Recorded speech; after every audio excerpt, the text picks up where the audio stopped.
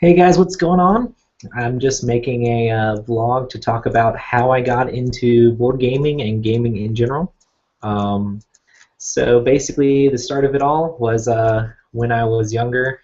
I really wanted to play the Overpower card game, the one that has all the different Marvel characters and things like that. Probably when I was, I'd say, like 10 or 11 years old. I was really, all my friends were playing it at church, and I was like, Mom, Dad, I really want this. And they didn't know much about like CCGs or card games or anything like that. And so they weren't really willing to figure out what this overpower thing was. And it's like, oh, are these crazy cards or what exactly are they? What exactly does it mean? But one day I got into, my parents bought me the Redemption collectible card game.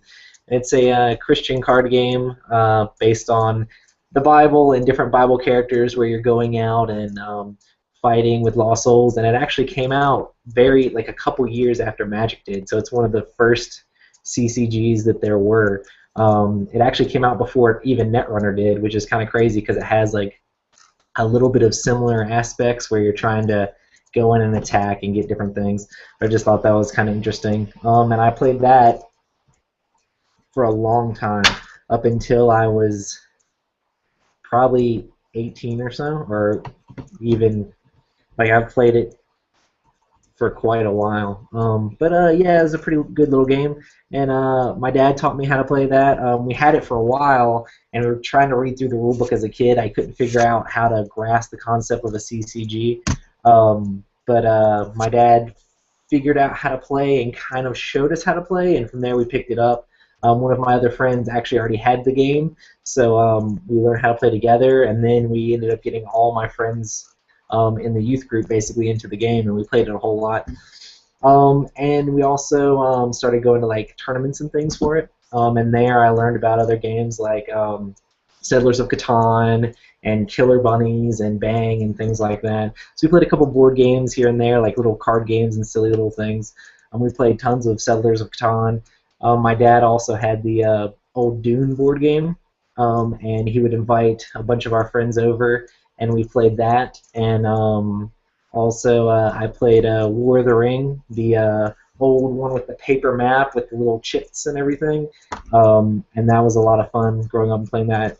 When I was about 12, and my brother was probably, he's 2 years younger than me, so he was like 10, we started playing Gam World, and that's when my dad like got a bunch of the guys together, me and my brother, and then another family that went to our church, and we started playing Gam World back when I was 12, and we played the same characters in the same scenario basically all the way up to when we were like 16, 17, when people started going to college and doing other things and started getting distracted. But and that was a ton of fun, and I think that's one of the main reasons that I'm so much into thematic games. The fact that as a young kid, I had lots of imagination, run around with my friends pretending to be Frodo and Sam and all the different X-Men characters, and so it's like when you play a thematic game, it just like brings out these different stories that you can tell with your friends. But I still have Game World stuff. My dad actually gave me all of his like old Game World stuff, which is like here, and then I got Game World D&D 4th edition basically, and I ran a few games of that with my friends. But yeah, we played Game World until I was about 16, and then I got older, started playing more music and stuff. Didn't really have as much time for games and things, so I was in a band playing music and things, and I would occasionally bring out like, oh, let's play Killer Bunnies and stuff, and like my musician friends were just like, what is this craziness? And now I play it, and I'm like, what is this craziness? But yeah, a ton of fun there. Then after I started slowing down with the band and we broke up and stuff, I started getting back into like gaming.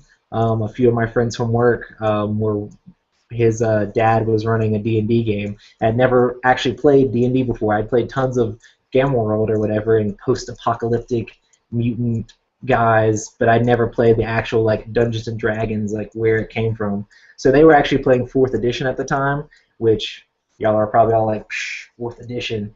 That's not cool. But it was my first experience with actual D&D, and it was a lot different than playing Game World, where you were actually like on a board, and it's very much more board game like. The fact that you'd move pieces around and you'd have all these different power cards to do different things with, and we had a lot of fun doing that. To the point where I started like running my own games. So I'd have friends come over to my house, and we'd run games. I started running a D&D Encounters at the local game store, and that was pretty fun for a while. I ran it for probably like 2 years, and I met a lot of really cool people just playing D&D. A lot of people who that like were into storytelling and like making their characters and like creating memorable moments, which was pretty exciting. And I still play board games with some of those people and try to play role-playing games with them sometimes to this day. Um, but then I started.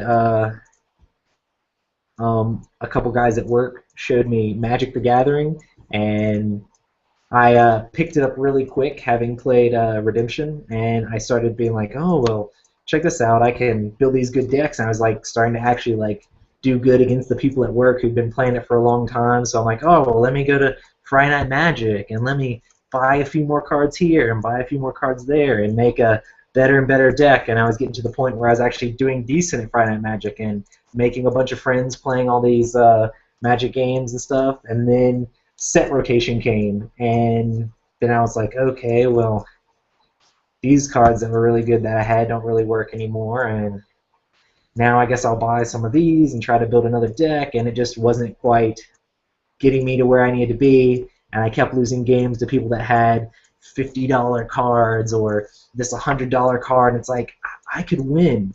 Like, I could do so much better at Friday Night Magic, and like if I go to any like bigger tournaments, I could do so much better if I just had like a playset of that $50 card. Well, playset is 4 cards, so that is $200. So it's like, do I really want to drop $200 on a game, or should I just stop? So basically, we decided it wasn't worth it anymore. Basically, one of my friends, like my best friend, has a we basically shared a collection of Magic cards. So we basically went in together on a bunch of different decks, and we go to Friday Night Magic whenever like he was actually available to go. And so my friends like that I was really close with stopped going to Friday Night Magic, and I was paying so much money. It's like, is it really worth continuing this? Especially when it's like I gotta spend more money to win. So basically, I traded in like all of the Magic cards that we had that were worth anything to Cool Stuff Inc. And all the cards that he had, we traded in for Cool Stuff credit, and all the cards that I had, we traded in for cash, and we just split that. And I ended up getting a lot of games just by trading in what I had with Magic. And I didn't have nearly as much as some of the Magic players have. But I decided that board games would be a good thing to go to get into if I wasn't going to be playing Magic and being able to continue gaming. I got married, so I had like less time to spend on just gaming and running role-playing games like constantly. And board games are something that you can just randomly pick up with your friends, and it doesn't take a lot to do. Um, you can just teach them how to play the game, and then you can play right there. So it's not like, oh, well, you got to make a character, or, oh, well, you have to build a deck for this, and it needs to be good so that you can actually stand a chance. Board games, you can just say, oh, well, here's the game, and this is how you play it. And I mean, if your friends are smart, they actually have a chance of doing decently against you, or at least having a good time, especially if it's a thematic game where you can make a story as you go along. So another reason that I decided to try to get into the board gaming hobby is because one of my D&D friends took me over to a trip that he went on to a friend's house, and we played the Battlestar Galactica board game a couple times. And like, I had played Settlers of Catan and Bang and Killer Bunnies and stuff like that, and I'm like, oh, that's board games. But then when we start playing stuff like Battlestar Galactica, it's just a whole different world. When you're, I hadn't even watched the Battlestar Galactica TV show. There's a lot of people that are like, oh, you can't even play the Battlestar Galactica game if you aren't into the TV show because you'll have no clue what's going on. Basically, my friends just said, well, you're on a spaceship and you're flying around, and you're basically trying to find Earth or Cobalt in this thing. You're basically trying to get to this planet so that the humans can survive. But there's these robots that are chasing after you the whole time, and within the ship itself are people who think that they're people, but they might actually be robots. So there's some people that are straight up just against you, and then there are some people who are think that they're human, but they actually are robots. And that made enough sense to me, like the fact that there was these trader mechanic in there. I'd already seen a little bit of hidden roles with like Bang and stuff like that. So the fact that there was like a whole thing where you're working together in a board game, but not all working together, was really fun. And trying to cooperate with the I think I was a human like both games, and just trying to cooperate and get to where we need to go. But then there was always that part of mistrust, and then the fact that there's space combat and all these different skills that different people have, and you can play the cards several different ways, and you're always trying to figure out who's on your side and who's not, and every action someone takes could have a secondary meaning because they might be secretly trying to throw everyone under the bus, basically. But that made me, when I was getting rid of my Magic cards, I was like, well, I know that this game's good, and I know that that game's good, and I started watching a lot of reviews and things on the internet from the Dice Tower and just Board Game Geek and stuff like that before. I actually started using my Board Game Geek account that I had set up from when I had a bunch of just silly games. And then I traded my Magic cards. I think I got Battlestar Galactica, Summoner Wars, Ghost Stories, a bunch of stuff. We got Runebound, and just several other games, Signals of the Multiverse, just a bunch of different games that we knew were good because we had seen reviews and watched other people play it and maybe played with some other friends.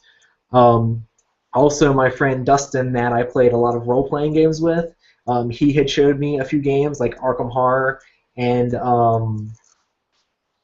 Pandemic and Shadows over Camelot, and like being opened up to all these cooperative games was like, oh, it's like the cooperative part of role-playing, but you don't actually have to have a DM to run the whole thing. Like you can actually all play together instead of these guys get to play together and then the DM has to work hard to make this cool story for them to go through. That was really exciting and really awesome. And basically, ever since that, I've been getting all kinds of board games and having all kinds of game days with my friends, trying to have them come over. When we have time, I mean, we're all adults now. We have kids. We have all sorts of things that we have to take care of and day jobs. But, I mean, maybe once a month or a few weekday games here or there, and maybe sometimes we'll go to like small cons in the area and just get together and play games. And it's a lot of fun learning about more board games and teaching your friends.